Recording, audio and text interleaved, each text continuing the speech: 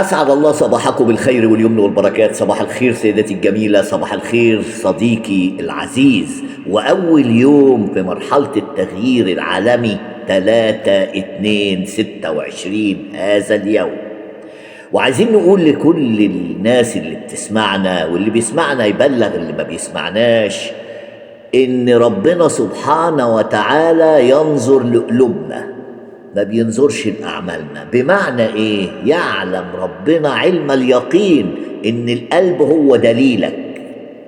مثلا هندي كم مثال كده عشان تعرف إن ممكن يكون أنت بتعمل حاجة بس قلبك مش راضي عليها، فربنا سبحانه وتعالى هيشوف قلبك.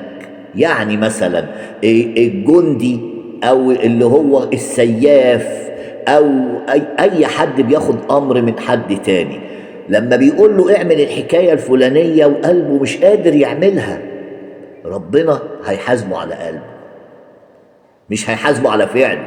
خد بالك من الكلام ده. انت ولا انت لما بتكون مثلا بتكلم واحد ما بتقبلوش بس عمال تقول له انت حبيبي وانت انما قلبك يعلم علم اليقين ان انت ما بتحبوش، فانت هتتحاسب على الحتة دي. انت بتعمل حاجة بس قلبك بيدلك على حاجة تانية. خد بالك ان ربنا هيحاسبك على قلبك. إن احنا في زمن التشكيك وعصر التشكيك اللي احنا فيه ده، اللي بدأ من 3/2. عصر التشكيك اللي هم بيشككوه لنا، والسوشيال ميديا والحكايات اللي احنا عمالين نسمعها عمالها تاخدنا يمين وتاخدنا شمال. خليك واثق من قلبك. انت لو انت متأكد ان قلبك طاهر وسليم وبيحب رب العالمين، خليك ماشي وراه،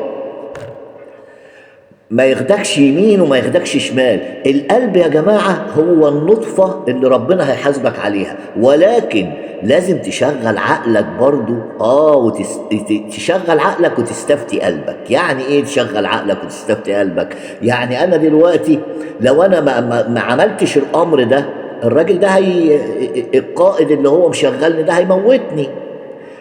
فانا بشغل عقلي، انما قلبي بيقول لي لا ده كده حرام، ده ابن 60 في 70 ويك ويك ويك ويك. يعني القلب هو اللي هتتحاسب عليه.